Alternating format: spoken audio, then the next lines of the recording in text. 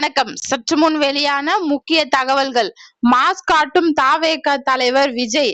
திமுகவின் எத்தனை வாக்குகள்? வெளியான தகவல்கள். இத பத்தி தகவல்களை தான் இந்த வீடியோல பார்க்க போறோம். கீழே இருக்கிற ரெட் பட்டனை கிளிக் பண்ணி சப்ஸ்கிரைப் பண்ணி வச்சுக்கோங்க.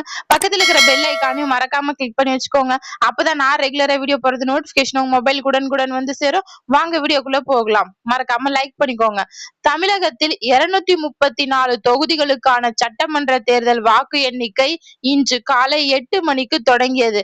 மாநிலம் முழுவதும் பாதுகாப்பு ஏற்பாடுகளுடன் எண்ணிக்கை மையங்கள் செயல்பட்டு வருகிறது. ஆரம்ப கட்டமாக தபால் வாக்குகள் திறக்கப்பட்ட நிலையில் சில தொகுதிகளின் முன்னிலையில் தகவல் வெளியாகி தொடங்கியுள்ளது. அரசியல் தரப்புகள் முழு கவனத்துடன் நிலவரங்களை கண்காணித்து வருகிறது. முறை தேர்தல் வாக்குகளான போட்டிகளை விட வேறுபட்டதாக அமைக்கப்பட்டுள்ளது. திமுக அதிமுக அணிகளுக்கு இடையேயான நேரடி போட்டிக்கு கூடுதலாக நடிகர் விஜயின் தமிழக வெற்றி கழகமும் சீமான் நாம் தமிழர் கட்சியும் வாக்கு வங்கி விரிவாக்கப்பட்டுள்ளது. இதனால் பல இடங்களில் மும்முனை போட்டி நிலை உருவாக்கப்பட்டுள்ளது. அரசியல் ஆய்வாளர்கள் இதை முக்கிய மாற்றமாக பார்க்கப்படுகிறது. சென்னை பெரம்பூரின் தொகுதிகளின் ஆரம்ப கட்ட வாக்கு எண்ணிக்கையின் தமிழக வெற்றி கழகத்தின் தலைவர் விஜய் முன்னிலை பெற்றுள்ளார். முற்கட்ட தபால் வாக்குகளின் அவர் 75 வாக்குகள் பெற்றுள்ளதாக அதிகாரப்பூர்வ தகவல் வெளிவந்துள்ளது.